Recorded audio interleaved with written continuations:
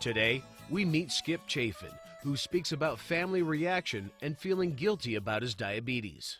Experts Dr. William Polanski and Dr. Richard Jackson from Harvard Medical School say that diabetes is genetic. How did your family feel and how did they react when they first found out you had diabetes?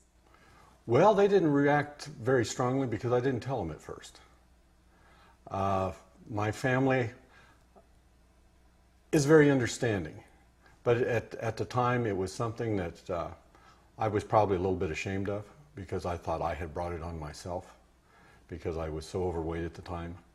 And the more I found out about it, I realized that that really wasn't the case. I probably did facilitate the onset of it by my eating habits and my physical condition.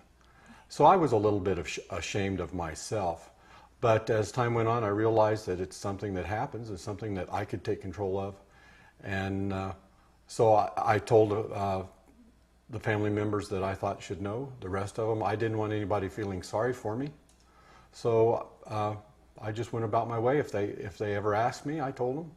If they didn't, then I didn't talk about it. I didn't think it was something that I was going to talk about on TV, actually. So it's something I'm not ashamed of. It's something that I've learned to deal with, and I have, you never master a disease, but I have learned how to deal with it and how to control it to the best of my ability, which is an ongoing learning process for me. Great. So we just heard Skip saying that he sort of blamed himself for getting this diabetes, that because of the way he ate, because of his weight, because he wasn't exercising so much, he felt it caused his diabetes.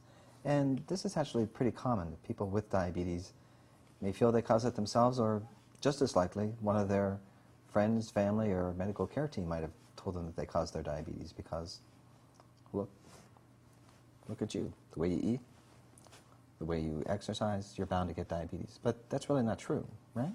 Well, we know that's not true. We know that if you don't have the genes to develop diabetes, if you don't have the ancestry, you can just eat and eat and eat, and it's just impossible for you to develop diabetes. And that's one of the important things we want to mention here as well. We hate to see people like Skip end up feeling so bad and guilty about themselves, when in fact, to a large degree, it can have to do with whether you simply pick the right parents or not.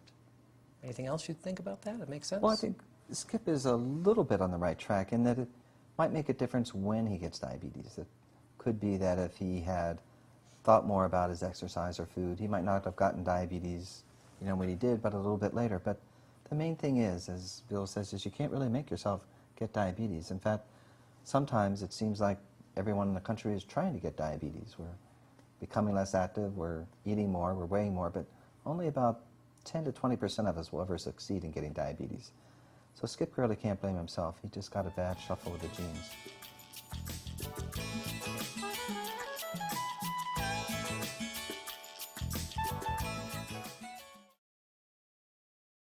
Strong negative feelings about diabetes are normal and nothing to feel ashamed or guilty about. Many people speak of accepting diabetes. While you don't have to like diabetes, you do need to take care of yourself. Talking with family, friends, health professionals, or others with diabetes who understand these feelings can help you cope in more constructive ways.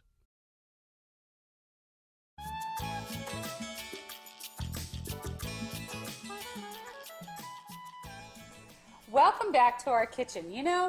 We're always trying to incorporate vegetables into our morning menu, and we've done just that with this recipe.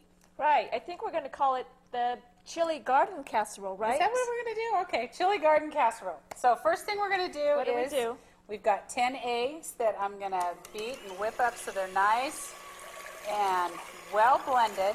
And now a lot of people don't want to use regular eggs because of their cholesterol. The recommendation is that most people can have 1 egg a day. But if you're watching your cholesterol, you can always use egg substitutes. Yeah, I've never tried those, but I heard they're great. I hear there's different flavors and... Oh, good. Okay, so what we're going to do to this is we're going to add some protein along with the eggs as protein. So we've got, this is a small curd cottage cheese, It's low fat, right? It's low fat, and this is about 2 cups. So let's whip that up. Come on, come on. 2 cups, more like 4. Dump it. Okay. And then we're going to add some dry ingredients. We're going to add, this is a 1/2 cup of flour. Do you want me to dump it? Yeah, dump it. And then we're going to add a teaspoon of salt. And we're going to do a teaspoon of baking powder. All right, now for the good stuff. Okay, my favorite, green chili. Gotta have Has some lots of of that. vitamin.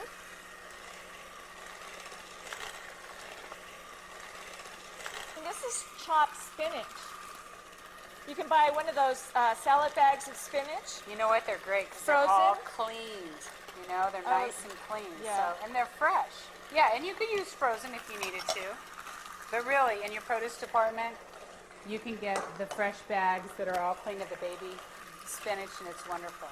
And then this is part skim mozzarella cheese.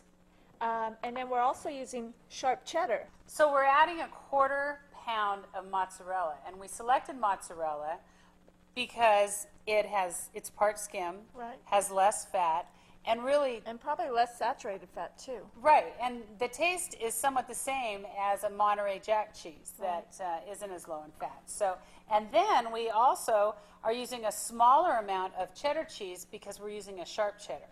The reason we use sharp cheddar is because it's so concentrated, you tend to use a little less in recipes. And it's great if you're really watching your fat content. So we're just going to put a little bit in and save a little bit to go on top. It's all about looks for you, isn't It's it? all about color and presentation. Me, I like the flavor. All right, so we folded that in. It looks nice. It's well blended. And all we need to do is we're going to pour it in we just sprayed a little Pam in our 13 by 9 baking dish.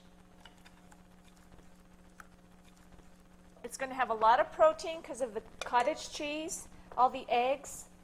It's a beautiful product. And it tastes great. Should we put some cheese on top? Yeah, sure. Which side is yours? Because I'm going to put more cheese on mine. Mine starts right here. It goes all the way over there. Okay. Kelley, one of the things that my patients have problems with is having vegetables for breakfast. Well, and I think that's exactly what we did. You know, we've added the spinach, we've got the green chili, and it's really a quick and simple way to do that with an egg dish in the morning. Right. And if you look at this, the total meal will have about 320 calories with about 35 grams of carbs. You can not only do it ahead of time, you can do it the night before, bake it in a 13 by 9, but you can also do it in muffin tins and bake them, freeze them, and then when you're on the go, pop them in the microwave, and you've got a great little to-go Voila. dish. There you go. Isn't that great? Very good.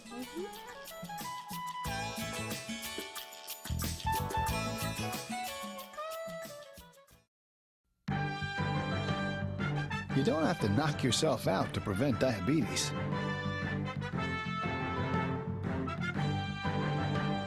Get real. If you're over 45 and overweight, you can prevent diabetes. Lose 5 to 7% of your body weight, get 30 minutes of physical activity 5 days a week, and eat healthy. Take the first step. Talk to your healthcare provider. Prevent diabetes.